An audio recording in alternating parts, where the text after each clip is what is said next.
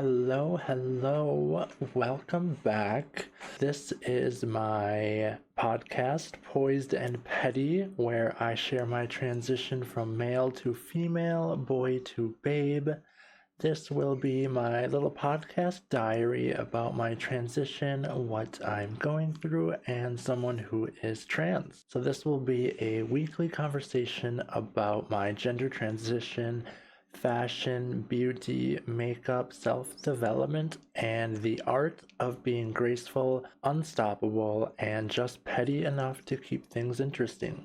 Drop a follow, drop a like, hit subscribe wherever you're listening to or wherever you are watching this. I would absolutely love that. Okay, so as you can tell by this title, we are going to be talking about my favorite femme icons and what I have learned from them. So we're going to go into my first favorite femme icon, she is fictional. Some of these people who I aspire to are fictional. So this first one, Cruella de Vil. I know. I love Cruella de Vil. She's known for her bold fashion, her dramatic flair, and she's just a fashionista queen. Yeah, I love her. She shows that you can embrace your aesthetic, your chaos, and she truly represents rebellion in the couture, in the fashion world, especially in that newer movie. Yes, I love Cruella de Vil. Just embracing yourself and standing out, and yeah, just being who you are. I love that. So Cruella de Vil is an icon for me for sure. The next femme icon who I absolutely adore would be Maleficent.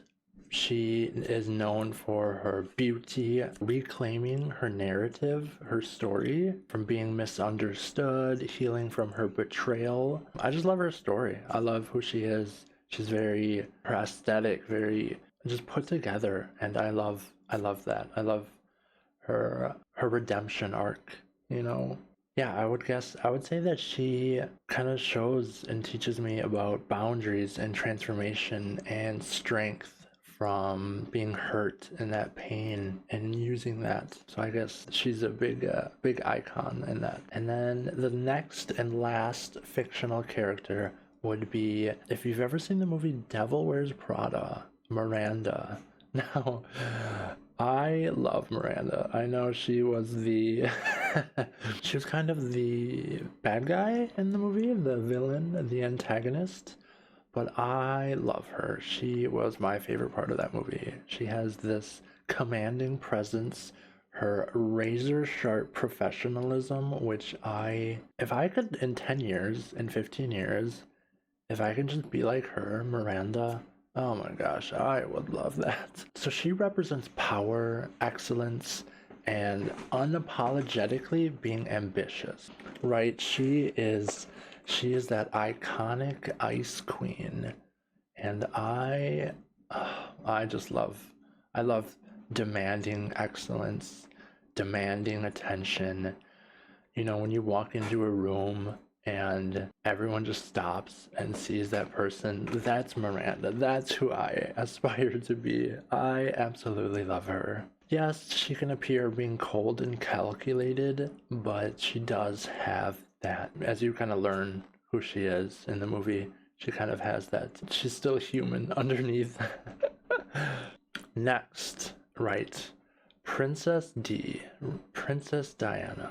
Oh my gosh, looking at pictures and seeing her, oh my gosh, like, she is so graceful and so authentic under the public scrutiny, which a lot of trans people right now are getting that scrutiny and that attention that people may not want. Princess D, she stayed authentic under the public eye, and her outfits and her apparel and her fashion choices, she was just a queen, iconic. I love her outfits, going out in the sweater and or dressing up in the black dress is just she was She was amazing. The next icon who I love is RBG.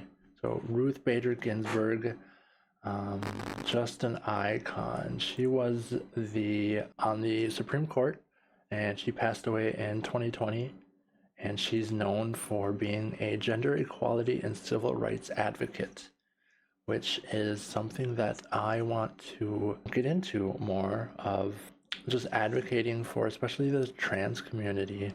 And she represents perseverance, and she represents perseverance and being a soft-spoken rebel, which I absolutely love that. Personally, I'm not very loud or full of energy or chaotic as I would like to be. So seeing someone like RBG who's very soft-spoken, I can definitely connect and see myself like that. The next person who I absolutely adore is Vera Wang. So she is my favorite fashion designer. She is known for her luxury fashion, bridal. She's very elegant, and she represents reinventing yourself. She entered the fashion industry in her 40s. What that tells me is that it is never too late to be iconic. If you think you are too old to change who you are or transition or just reinvent yourself, you are definitely not too old. There are plenty of stories there are plenty of stories out there of people who've changed who they are. Plenty of stories of other people out there who have reinvented themselves and changed who they are, changed careers. So it is definitely never too late to be iconic. Another person who I look up to would be Audrey Hepburn. She is that classic Hollywood. She's so graceful. When you see pictures of her, she's that very effortless style, and I would love that. Yeah, she represents that timeless femininity, being graceful, and that is a big inspiration for I would love to be very graceful and timeless. So last but not least on the icons would be the one and only Lady Gaga, known for her avant-garde fashion, being a fierce advocate. She truly represents that artistic freedom and that radical authenticity. She has no shame and does not worry about what people think of her, especially on her fashion choices. You can just look up, she wore an outfit made out of meat, and I love the idea of dressing up into something so totally different and not having a care in the world. I am starting to do that a little bit with dressing up a little more fancy, getting a tight dress, heels, and going out to like the grocery store.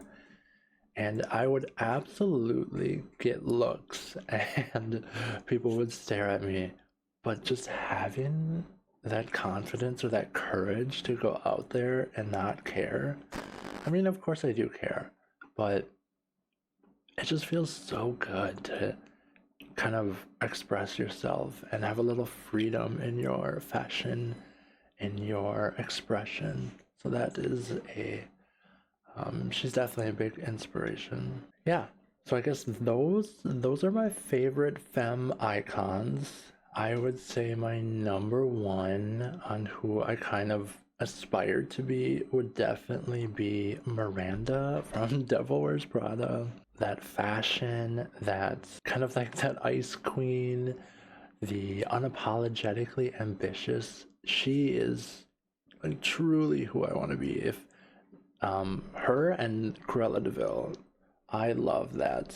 I love that cold ice queen look, that image where you're just like, you're never smiling, you're very powerful and excellent, and embracing yourself and standing out. That is who I aspire to be. Yeah, I would love to be a mix between Miranda and Cruella de Vil. Those two are my absolute favorites. And unfortunately, they are not real. I understand they are fiction, but yes, they are still my two favorite femme icons. Yeah, I guess that is it for this week. This is just a quick, short episode. I kind of do like these short episodes, and I'll probably keep them around this 15-20 minutes. Right now, we're sitting at 14 minutes. Yeah, I want to keep it kind of nice and short. There are a few podcasts out there who I listen to, and they're, 45 minutes, an hour and a half. And sometimes it just kind of gets on and I don't want to drag. So let me know what y'all think.